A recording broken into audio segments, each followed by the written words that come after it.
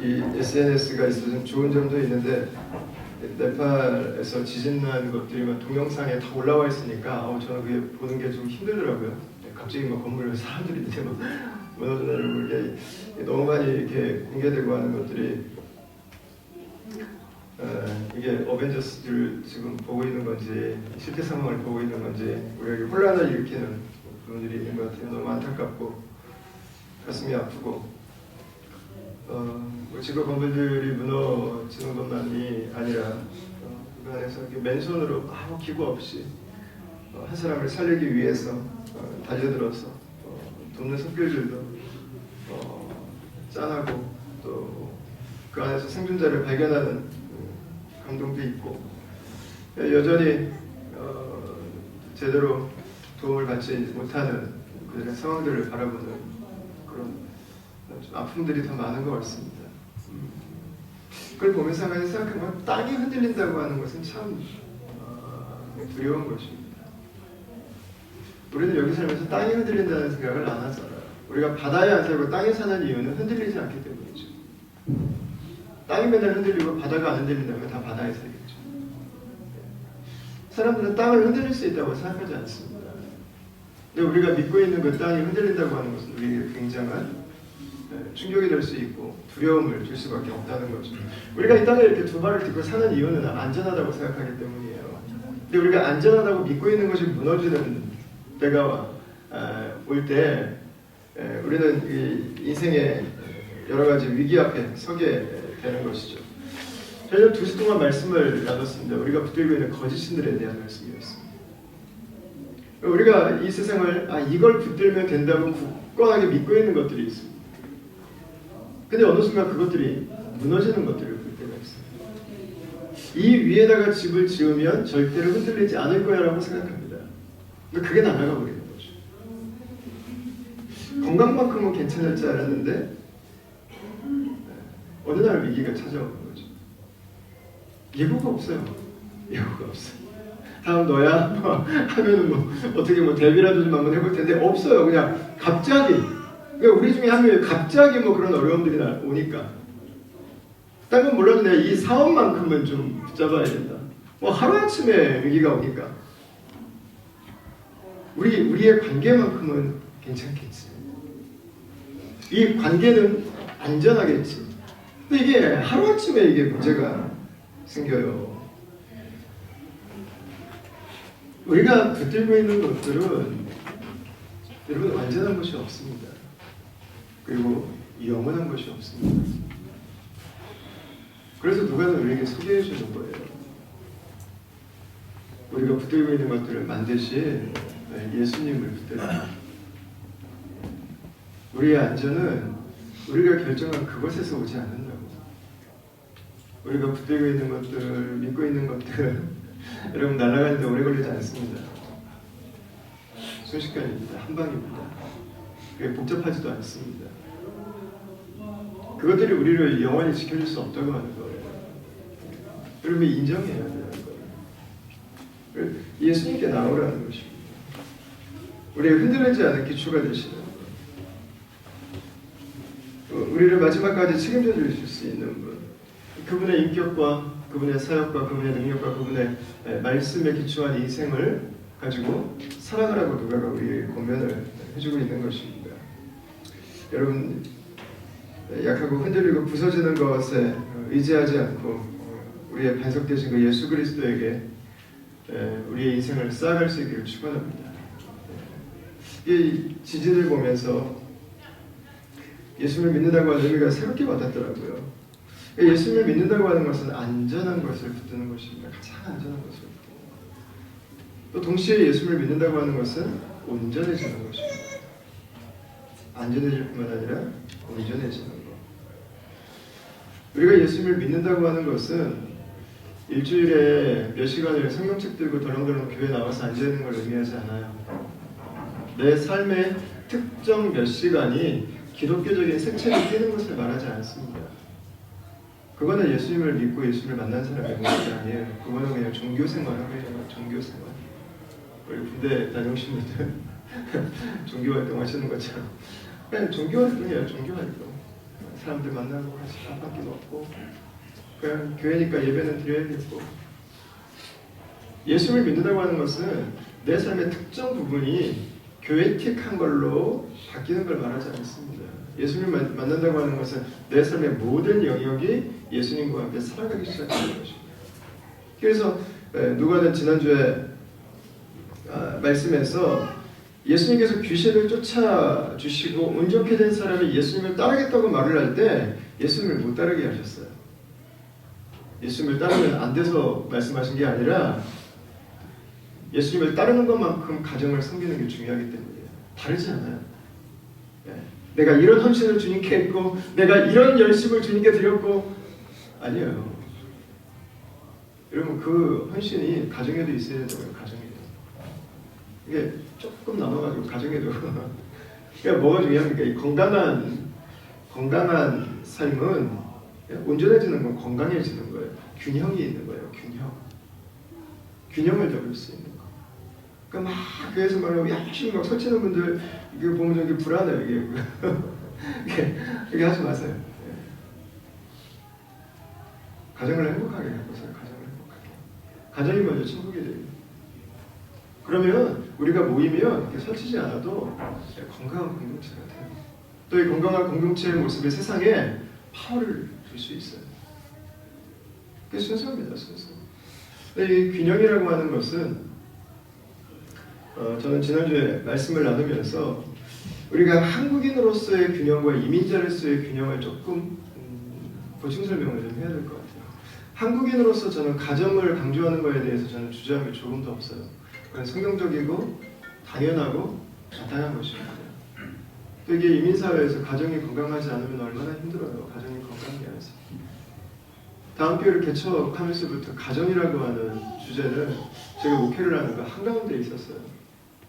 결혼할 부부들을 위해서 사랑 플러스 시작하고 결혼한 부부들을 위해서 행복 플러스 시작하고 또 매년마다 4주씩은 가정에 대한 설교를 그동안 4년 동안 계속 했습니다. 올해도 지금 하려고 계획하고 있어요. 누가복음이 자꾸 끊어져가지고 누가복음을 어느 정도 좀 이제 하고 나서 하려고 좀 미뤄두고 있습니다.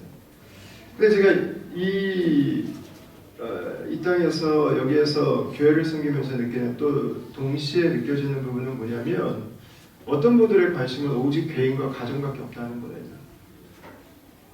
그러니까 목사로서 드는 생각이 뭐냐면 이래서 교회가 세워질까? 라는 거예요. 이래서 교회가 서나? 때로는 가정에다가 우리가 포커스를 더 맞춰야 될 때가 있어요. 막 결혼했을 때. 구약에도 결혼하면 전쟁에도 1년 동안 나가지 말라고 그랬으니까 전쟁 나가 싸우는 것보다 내 배우자와 싸우는 게 더 치열한 싸움이거든요. 그러니까 이 싸움을 해야 되니까 전쟁도 나가지 말라고. 구약에서부터 얼마나 뭐 얘기를 하지? 지금 얘기 나왔죠? 뭐 얘기하는 맞아요. 개인과 가지고. 교회를 섬기면서 이렇게 해서 우리가 교회를 세우겠나 이런 생각이 드는 포인트들이 어느 순간에 우리가 가정에 대해 더 관심을 가져야 됩니다. 이제 막 결혼을 했다. 그러면 부부관계에 좀 더 집중해야 되는 게 맞아요. 막 이제 임신 이제 말기에 출산하고 그때는 당연히 가정에도 관심을 가져야죠. 우리 집이 새로운 비즈니스를 시작했다. 그럼 당연히 가정에 좀 더 관심을 가져야죠. 그런데 여러분 교회에도 관심을 가져야 되는 포인트들이 있어요. 교회에도 더 기도해야 되는 포인트들이 있어요. 근데 가끔씩 보면 너무 불안심해요. 너무 불안심해. 이 교회 아니어도 괜찮은 것 같고 그분들은. 그냥 딴 교회에 있으면 그냥 주일날 왔다 갔다 할 수 있으면 괜찮을 것 같아요. 여러분 그래가지고 어떤 이민교회가 건강하게 생겼어요? 설 수 없어요. 설 수 없어요. 그럼 뭘 해야 해요? 문제 하나 생기면요 한 방에 날아가요. 한 방에 날아가요. 교회 많지도 않아요. 우리가 개인에게 투자해야 될 때가 있고 가정에게 투자해야 될 때가 있어요. 그러나 우리가 이민교회, 이민의 땅에서 공동체를 이루고 있다고 하는 것은 기본적으로 개인주의적인 가치관이 지배하고 있는 곳이고, 기본적으로 나와 내 가족의 모든 것이라고 하는 사고가 지배적인 분위기가 있습니다. 여기에서 공동체라고 하는 이 교회라고 하는 관점이 항상 배제되는 부분들이 보일 때가 있어요. 이 교회가 건강하게 갈 수 있을까? 그나마 저는 우리 다음교회 같은 경우에는 너무 많은 분들의 헌신이 그동안 쌓여와서 지금도 마찬가지고 얼마나 이 건강한 모습들을 계속 유지해가고 있는데, 여러분 균형을 맞춰간다고 하는 것은 이 교회가 건강하게 서서 이 교회 잘 돼서 끝나는 게 아니잖아요. 이 교회를 통해서 예수님을 만나는 사람들이 나와야 되고, 이 교회를 통해서 예수님 제자로 자라는 사람들이 나와야 되고, 이 교회를 통해서 또 제2, 제3의 또 다다음 교회와 다다다음 교회가 또 계속해서 또 나와야 되고, 그리고 이 교회를 통해서 열방이 땅끝이 예수 그리스도의 복음을 들어야 하고, 그거잖아요. 그러나 그것 자체가 우리의 목적은 아닙니다. 가장 궁극적인 우리의 목적은 예수 그리스도의 이름이 열방과 땅끝에서도 영광 받으시는 것입니다. 우리의 최종적인 목적은 그거예요. 우리의 사역의 최종적인 이름은 다음 교회 이름을 지워줘야 됩니다. 우리는 보이지 않아야 돼요. 그러니까 선교들에도 우리 이름은 내세우지 말아야 돼요. 네. 자꾸 이렇게 막 부각시키려고 이렇게 막 하지 마세요. 우리는 사라져야 돼요. 우리는 결국 남는 건 주님의 이름이 남아야 돼요. 주님의 영광이 남으셔야 하고, 그분이 우리에게 주신 것으로 우리는 충분하니까 더 이상 우리가 받거나 누릴 필요가 없어요. 여러분 균형을 맞춰 간다고 하는 것, 개인의 삶에 또 가정에 공동체, 이 사회에 열방에 우리의 관심이 정말 필요한 곳에 같이 그 균형점을 잘 찾아갈 수 있었으면 좋겠고요. 또 저와 여러분들의 한 사람 한 사람들의 그 삶과 사역들을 통해서 주님께서 영광 받으시는 그런 건강한 교회로 나아갈 수 있게 되길 바랍니다. 자, 오늘 이야기는, 오늘과 다음 주는 이 40절부터 56절까지 말씀을 같이 좀 나누겠습니다. 여기 두 개의 스토리가 나와요. 두 개의 스토리인데 예수님을 만나고 온전케 된 사람들의 이야기입니다. 그리고 이들이 어떻게 온전케 되었는지에 대한 그 과정들을 기록을 해놓고 있습니다. 같이 말씀을 좀 보겠습니다. 40절 말씀을 같이 보겠습니다. 자, 같이 한번 읽죠. 시작. 예수께서 돌아오시매 우리가 환영하니 이는 다 기다렸음이로라. 이에 회당장 야이로라 하는 사람이 와서 예수의 발 아래에 엎드려 자기 집에 오시기를 간구하니. 아멘. 예수님께서 이 거라사에서의 사역을 마치시고 다시 돌아오셨습니다. 그래서 재밌는 기록이 있어요. 사람들이 기다리고 있었어요. 예수님에 대한 사람들의 그 마음이 이해가 되세요? 작은 시간은 아니었을 거잖아요. 그죠? 최소한 며칠은 됐을 텐데 거기 장사를 치고 있었던 거예요. 예수님 언제 오시나. 기다렸습니다. 환호하고 박수치고 휘파람 불고, 예수님이 오늘 그 배를 멀리서 볼 때마다 가슴에서 안도하는, 화색이 도는 그 모습들을 저희가 볼 수 있습니다. 예수님을 향한 갈망이 있었어요. 우리에게 예수님이 꼭 필요합니다. 기다림으로 나타나죠. 기다림. 근데 이때 예수님을 정말 간절히 기다리는 한 사람이 있었습니다. 그게 누구냐면 회당장인 야이로라는 사람입니다. 41절, 42절을 한번 보십시오. 이에 회당장인 야이로라는 사람이 와서 예수의 발 아래에 엎드려 자기 집에 오시기를 간구하니 이는 자기에게 12살 된 맏딸이 있어 죽어가미러라. 예수께서 가실 때 우리가 밀려들더라. 이렇게 기록되어 있습니다. 회당장인 야이로라고 하는 사람이 예수님께 와서 발 앞에 엎드려서 애원을 하고 있는 그 모습을 기록을 하고 있습니다. 회당장은 오늘날로 말하면 한 교회의 수석장로 정도로 생각을 하시면 됩니다. 이 가버나움에 있는 이 회당은 지금도 터가 남아있을 정도로 큰 회당이었습니다. 그래서 여기에 회당장일 정도면은 그 지역에서는 굉장히 유지급에 속하는 사람이었습니다. 뭐 관계적으로, 재정적으로, 사회적으로 항상 인정받는 위치에 있는 사람이었어요. 사회 지도층에 탑에 그 한 꼭대기에 있었던 사람이죠. 부족한 게 없는 사람이었습니다. 근데 이 사람의 가정 이야기가 나오는데 딸이 하나가 있는데 딸이 죽어가고 있습니다. 근데 딸 앞에 이런 표현이 있습니다. 외딸이다 그랬습니다. 외딸. 이 유대 사회는 철저하게 남성 중심적인 사회였어요. 아들이 최고였어요. 아들이. 저희 부모님 세대도 아들의 이 붙잡힌 사고를 가지고 사셨잖아요. 저희 부모님 세대까지만 해도. 근데 요즘 세대 이제 바뀌어가지고 요즘에 이제 딸이 최고가 이제 돼버린 세상이 됐는데, 여러분이 외딸을 향한 아버지의 마음이 어떻겠습니까? 아버지의 마음이 딸을 하나만 낳고 싶어서 아이를 하나만 낳았을까요? 아니었을 거예요.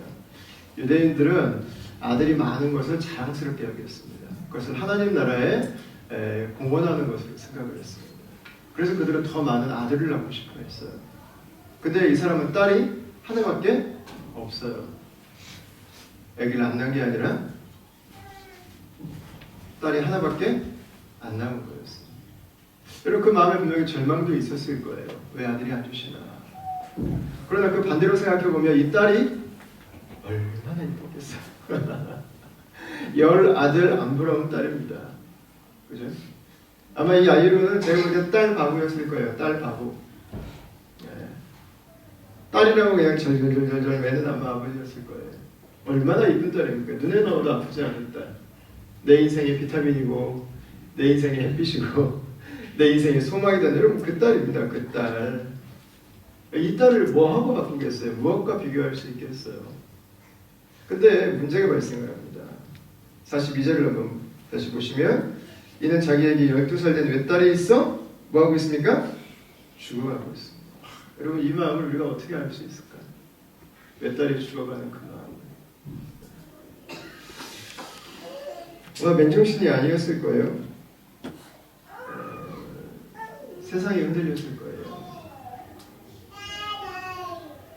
시간이 멈춰버린 것 같았을 거예요. 삶의 의욕이 아마 없었을 거예요. 오직 딸만 보였을 것이고. 여러분 이렇게 안정되고 부러울 것 없고 남들에게 인정을 받는 사회적으로 상류층에 있었던 사람인데도 어려움이 와요. 인생을 뒤집어버리는, 가정을 무너뜨릴 것 같은 어둠의 그림자가 와요. 그때 야이로가 예수님께로 달려갑니다. 무릎을 꿇습니다. 41절이죠. 이에 회당장인 야이로라는 사람이 와서 예수의 발 아래에 엎드려 자기 집에 오시기를 강구하니 이렇게 기록하고 있습니다. 여러분 우리는 언제 예수님께 무릎을 꿇습니까? 여러분 예수님께 무릎 꿇으셨습니까? 언제 꿇어보셨습니까? 왜 꿇어보셨습니까? 우리는 우리의 한계를 만나기 전에는 좀 뻣뻣합니다. 예수님께. 그죠? 뻣뻣하죠. 내가 좀 가진 게 있다. 내가 좀 부릴 수 있는 사람이 있다. 그러면 몸만 뻣뻣한 게 아니라 목도 뻣뻣해집니다. 어깨도 뻣뻣해집니다. 왜? 예수랑 나랑 별 차이 없는 거예요. 진짜 내가 할 수 있는 게 똑같이 나도 다 할 수 있는데 내 인생에 아쉬운 게 없는데 내가 왜 저 사람한테 가서 엎드립니까? 내가 왜 저 사람한테 가서 무릎 꿇습니까? 내가 뭐가 부족해가지고 저 사람한테 애원을 하고 내가 살아갑니까? 아니요. 그러니까 인생의 한계를 만나기 전에 우리는 예수님을 좀 우습게 생각해요. 예수님을 평가하죠. 사람들 많이 따르네. 뭐 잘 가르친다며. 네. 내 힘으로 충분히 되거든요. 충분히 아쉬울 게 없어요. 여러분 야이로가 아마 그랬을 거예요. 내가 뭐가 부족해서 내가 예수 앞에 가서 내가 무릎을 꿇어.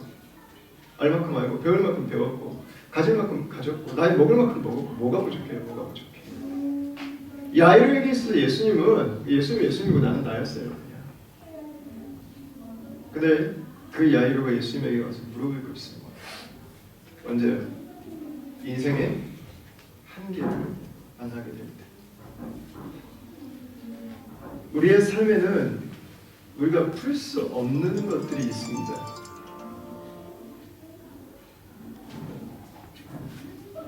우리의 삶에는 내 힘으로는 감당할 수 없는 것들이 있어요.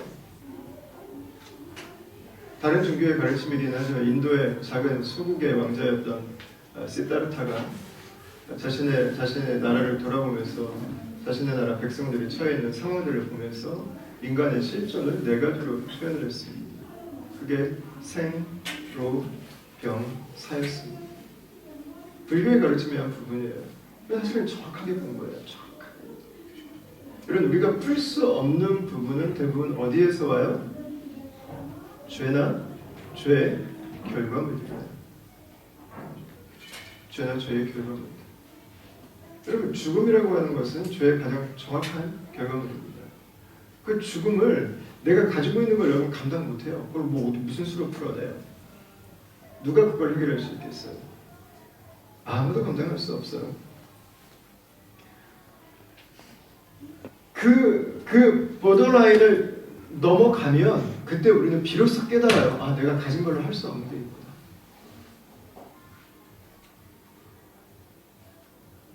아, 내가 배운 걸로 할 수 없는 게 있구나. 아, 내가 믿었던 것들로 할 수 없는 게 있구나. 그래서 하나님께서 우리의 삶에 종종 하나님 왜 이런 일을 우리에게, 왜 이런 일을 우리 가정에, 왜 하나님 이런 일들을 나에게 주십니까? 라고 우리가 요청하는 순간에 어떤 부분들은 하나님의 허용이에요. 왜냐하면 우리의 본성은 계속해서 예수님을 평가하는 자리만 물고 싶어합니다. 예수님이나 내나 똑같은 줄 알고 살아가려고 하기 때문에 우리의 실존을 발견하라고 우리에게 기회를 주시는 거예요. 아, 내가 할 수 없는 게 있고 주님. 두 손 드는 거예요. 두 손. 항복하는.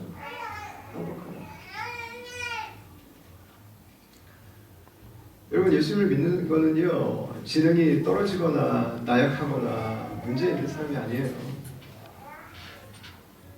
예수를 믿는 사람은 그냥 나에게 한계가 있음을 인정하기 때문에 겸손해요. 겸손. 아, 그렇지. 우리가 합리적인 거예요. 내가 다 할 수 없는 거지. 내가 다 풀 수 없는 거지. 인생이라고 하는 것은 여러분, 그걸 인정하는 것입니다. 사랑하는 딸이 의식을 회복하지 못하는 때가 왔습니다. 아버지로서는 하늘이 무너졌어요. 땅이 무너져 내려버렸고 아버지는 더 이상 체면이고 뭐고 이제 없어요. 여기 보니까 사람들이 모여서 많이 기다리고 있잖아요. 거기 예수님이 내렸어요. 야이로가 그 많은 사람들이 있는 곳에서 예수님에게 가서 무릎을 꿇었습니다. 그리고 애원하고 있습니다. 야이로의 위치에서 누구에게 무릎 꿇고 애원한 일이 있었을까요? 아니요. 이 사람의 인생은요, 반대였을 거예요. 항상 와서 아쉬운 것 때문에 야이로에게 와서 무릎 꿇고 애원했죠. 다른 사람들. 한 번만 좀 봐달라고, 힘 좀 써달라고. 여러분, 항상 와서 인정받고 존경받고 자기의 힘에 사람들이 무릎 꿇고 굴복하던 그 인생을 살던 사람이었어요. 근데 그 야이로가 예수님에게 무릎을 꿇고 있어요.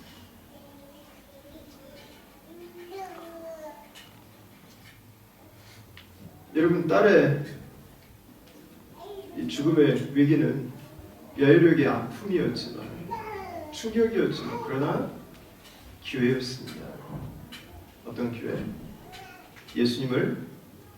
예수님으로 만날 수 있는 기회.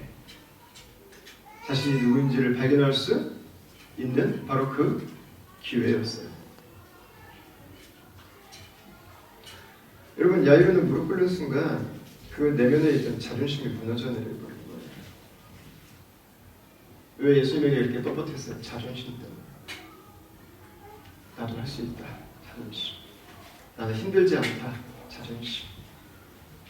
버티는 거죠. 아무리 어려워도 예수에게 무릎 꿇지 않는 거죠. 왜? 자존심 때문에.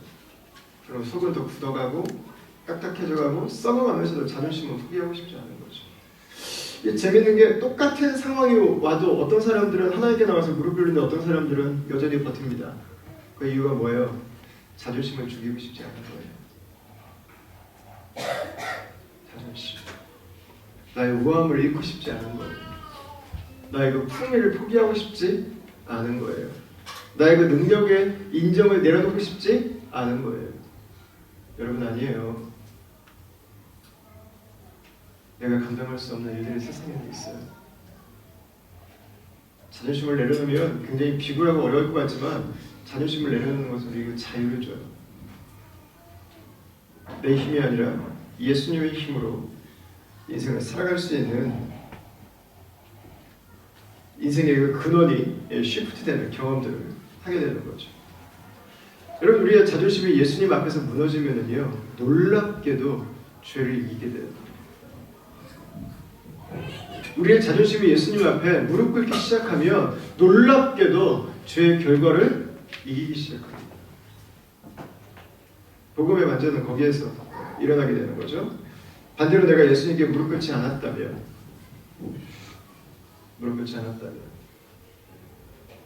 난 오늘 죄와 그 죄의 결과 앞에 무릎 꿇고 살아가는 것입니다. 자존심은 센 척하는 거죠. 그냥 나는 그렇게 세지 않은데. 자존심은 인생에 별다른 도움이 되지 않습니다. 이 예수님을 찾아온 야이로의 말을 듣고 딸을 좀 살려달라고 하는 이 아버지의 애원을 듣고 예수님은 함께 길을 갑니다. 신락 같은 기대를 안고 가는데 문제가 생깁니다. 42절, 43절을 한번 보십시오. 같이 한번 읽겠습니다. 예수께서 가실 때 무리가 밀려들더라. 이에 12회를 혈루증으로 다음 번 보시죠. 자, 이에 12회를 혈루증으로 앓는 중에 아무에게도 고침을 받지 못하던 여자가. 자, 막 사람들이 예수님이 야이로와 함께 가는데 사람들이 막 밀려듭니다. 어느 정도까지 되냐면 예수님이 빨리 걸음을 옮기지 못하실 정도까지 됐어요. 사람들이 예수님 주변에 너무 많이 밀려서. 그러니까 예수님이 늦어질수록 야이로의 속은 더 빨라지는 거죠. 심장박동은 더 빨라지죠. 빨리 가셔야 되는데 지금. 근데 그때 예수님을 찾아온 또 다른 한 사람이 있습니다. 한 여인입니다. 근데 이 여인은 놀랍게 야이로가 그렇게 사랑해서 살리고 싶은 야이로의 딸과는 정반대편에 서 있는 여인입니다. 자, 야이로는 지금 예수님이 빨리 가셔서 딸을 살려주셔야 되는데 이 여인은 만약에 예수님이 빨리 가셨다면 예수님을 도무지 만날 수 없는 여인이에요. 딸을 살리려면 이 여인이 위기 앞에 계속 있어야 되고 이 여인이 살려면 딸이 위태로워야 되고 아주 흥미진진한 전개가 이어져 가고 있는 것이죠. 우리들의 삶도 그래요. 내가 어느 순간 내가 잘 되면 누군가가 힘들어지는 때가 있어요. 또 나는 좀 힘든데 누군가는 또 잘 되는 타임이 있어요. 이게 삶이 참 신비한 거예요. 같이 이 예수님을 찾아온 여인은 12회를 혈루증으로 앓고 있었습니다. 이 혈루증이라고 하는 것은 부인과 쪽의 질병입니다. 자궁에서 불규칙적인 출혈이 계속 멈추지 않고 이어지는 그런 질병이었습니다. 얼마나 고통스러운 시간이었겠어요. 그 극심한 질병부터 시작해서 영양의 문제, 개인적인 건강의 문제만이 아니라 계속 12년을 아프다고 하는 그 고통스러움. 거기다가 사실은 이 여인에게 있어서 더 아픈 고통은 뭐냐면 자신의 옆에 아무도 없다고 하는 것입니다. 레위기 말씀에서 이 유출병, 출혈이 있는 병은 부정하다고 여겨서 사회에서 격리하도록 했어요. 아픈 것 때문에 가족에게 버림받는다고 하는 것. 혹시 자식이 있으면 자식들에게 버림을 받는다고 하는 것. 12년을 홀로 외로움 속에서 견뎌내야 됐다고 하는 것. 여러분, 이거 얼마나 이 여인에게 있어 고통스럽고 아픈 시간들을 이었겠습니까? 야이로의 딸은 아빠의 사랑을 12년 동안 넘치도록 받았어요. 근데 이 여인은 12년 동안 극심한 외로움 가운데 아무도 나를 찾지 않는 그 고통 속에 머물렀어요. 정반대. 빨리 가도 문제가 되고 한 사람은 사랑 듬뿍 받고 한 사람은 내 옆에 아무도 없는 시간들이 진행되어 갔었죠. 그러니까 뒤로 가면 갈수록 점점 더 나을 것이라고 하는 소망이 사라져버렸습니다. 그러니까 이 두 이야기는 두 여인의 빛과 어두움이 만나고 있는 거예요. 여러분 보면 이게 삶이에요. 그죠? 우리의 삶에는 햇빛이 비치는 순간도 있지만 때로는 그림자가 지는 시간도 있어요. 어떤 사람들에게는 햇빛이 쨍쨍 내리치는 것 같은데 나에게는 계속해서 비가 내리는 시즌이 있는 것 같은 순간도 있습니다. 여러분 그러나 우리가 햇빛의 시즌을 지나고 있던 우리가 비가 내리는 시즌을 지나고 있던 우리에게는 다 예수님이 필요합니다. 그 햇빛은 영원하지 않습니다. 그 행복은 영원하지 않습니다. 그 비도 영원하지 않을 수 있습니다. 예수님을 만난다면 아무리 큰 불행이어도 예수님을 만나면 새로워질 수 있는 거예요. 변화될 수 있는 거예요. 설사 인생의 질병만이 아니라 질병으로 인해서 죽음을 맞이한다고 해도 여러분 예수님 안에서는 소망이 있습니다. 예수님의 질병을 고치실 뿐만 아니라 우리에게 부활의 새로운 몸을 주시는 분이시기 때문에 그렇습니다. 저는 이 말씀이 저희 개인적으로 정말 큰 힘이 됐던 게 언제였냐면 저희 아버지는 중풍으로 17년을 앓다가 돌아가셨어요. 근데 마지막에는 저희 아버님의 건강이 너무 많이 상하셔가지고 온몸에 성한 곳이 없으셨어요. 근데 돌아가시기 6일 전에 예수님을 영접하시고 돌아가셨어요. 근데 제가 기억하는 아버지의 마지막 모습은 사람으로서는 정말 고통스러운 모습이셨어요. 온몸에 여러 군데 욕창이 생기시고 하시면서 정말 고통스러운 모습으로 아버지께서 돌아가셨는데 우리의 이 질병을 고치시는 예수님이라고 하는 이 말씀이 저에게는 개인적으로 얼마나 큰 위로가 되는지 몰라요. 하나님께서 우리 아버지를 건강하게 바꿔주실 수 있는 분이시구나. 그 아버지에 대한 생각을 할 때 그 고통스러우셨고 아프셨던 그 모습으로 저에게 남아있는 게 아니라 예수님께서 회복시켜주시고 치유해주신 모습으로 남아있더라고요. 성경에 보니까 주님께서 우리에게 새로운 부활의 몸을 주신대요. 부활의 몸을. 새로운 부활의 몸. 이게 소망인 거죠. 소망. 그죠? 그러니까 예수님을 만나면 여러분 소망이 있어요. 소망. 오늘 이 혈류병에 걸린 여인이 희망을 보기 시작합니다. 왜요? 예수님에 대한 이야기를 듣습니다. 사실 이 여인이 거리로 나오는 데는 굉장한 용기가 필요합니다. 정말 용기가 필요합니다. 먼저 계속 누워있었기 때문에 일어나서 걷는 것 자체가 빈혈이 너무 심하고 여러분 어떻게 가겠어요? 어떻게 가겠어요? 아마 정말 죽을 힘을 다해서 거리로 나갔을 거예요. 그보다 더 큰 이슈는 뭐예요? 혈류증 걸린 여인은 퍼블릭한 거리로 나오면 안 돼요. 종교적으로 금지사항이에요. 그게 발견되면 이 여인은 낫기 전에 사람들에게 죽어요. 이 여인은 굉장한 용기가 필요했어요. 그러나 이 여인은 그 용기를 냈어요. 살 수 있다고 하는 소망을 가졌어요. 자, 그래서 44절을 한번 보십시오. 이 여인이 하는 일이 있습니다.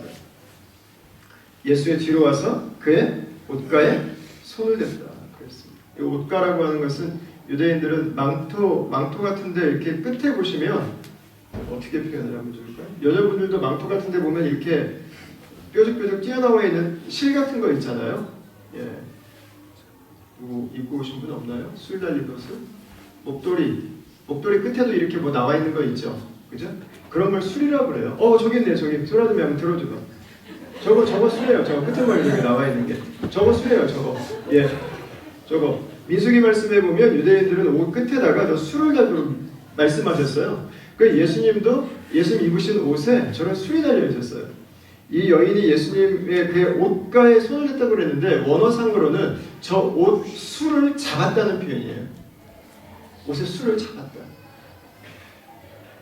앞에서는 사람들이 너무 많아서 예수님께 나아갈 수 없었어요. 그리고 자기가 누구라고 하는 게 밝혀지면 안 돼요. 어디로 가요? 뒤로 가요. 그래서 그 여인의 마지막 남은 힘을 다해서 닦고 싶은 그 마음으로 예수님을 붙듭니다. 근데 어디가 붙잡혔어요? 술이 붙들린 거예요. 이 여인의 갈망을 보여주죠. 옷수를 붙들었다. 그리고 나서 성경은 기록합니다. 44절에 보니까 그의 옷가에 손을 대니 혈류증이 즉시 그쳤더라. 이렇게 기록하고 있습니다. 옷술의 능력이 있는 것은 아닙니다. 예수님의 능력이 있습니다.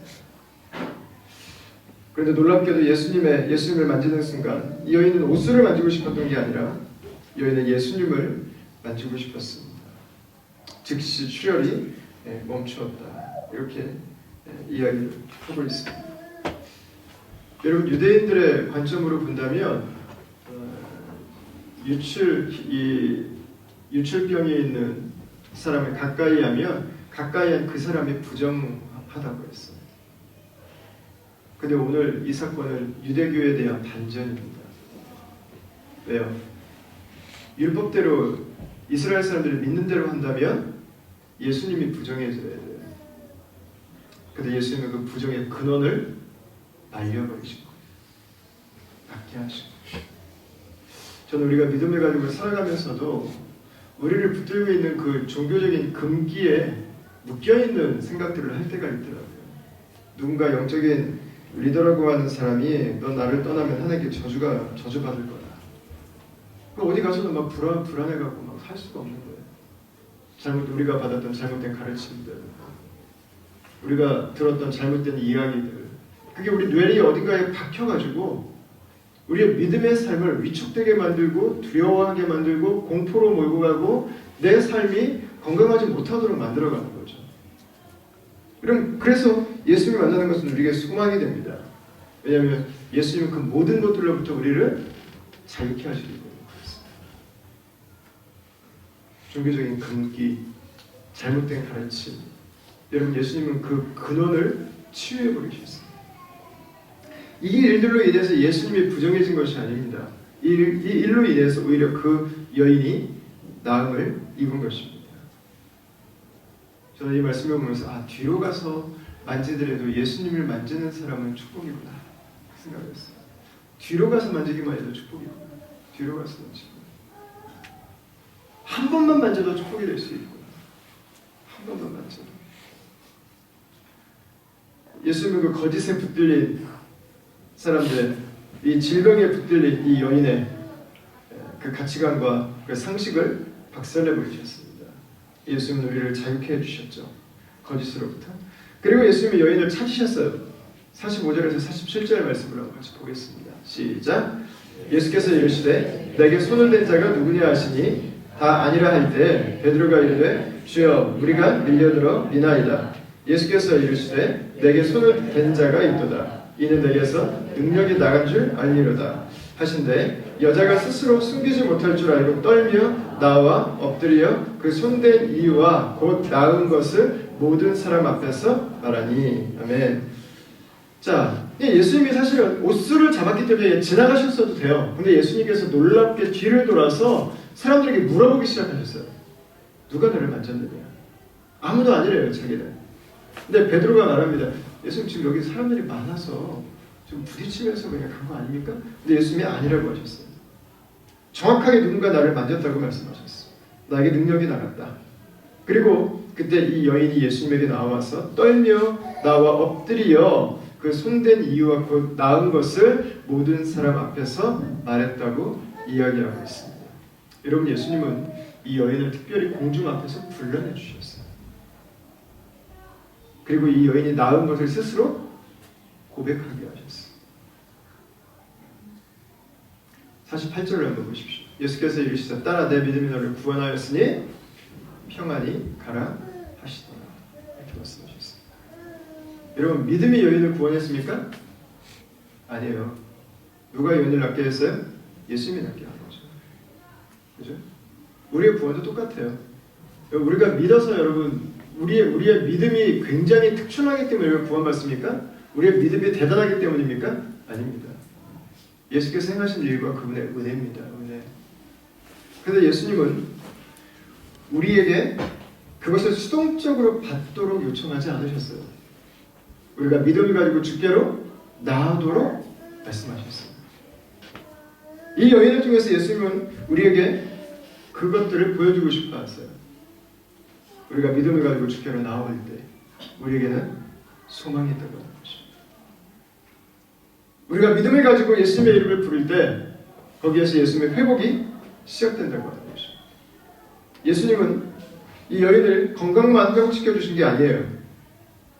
예수님은 이 여인을 부르셨어요. 뭐라고 부르셨어요? 딸아라고 부르셨어요. 딸아. 딸아. 이 여인은 버림받았던 여인입니다. 이 여인은 외로움의 여인입니다. 이 여인은 자신을 이 세상에 태어나지 말아야 할 존재라고 생각하고 있던 여인입니다. 근데 그 여인을 예수님은 딸이라고 불러주셨어요. 예수님 뭐하고 계신 거예요? 건강만 회복시키시는 게 아니라 그 여인의 하나님의 딸된 정체성을 회복시켜 주십니다.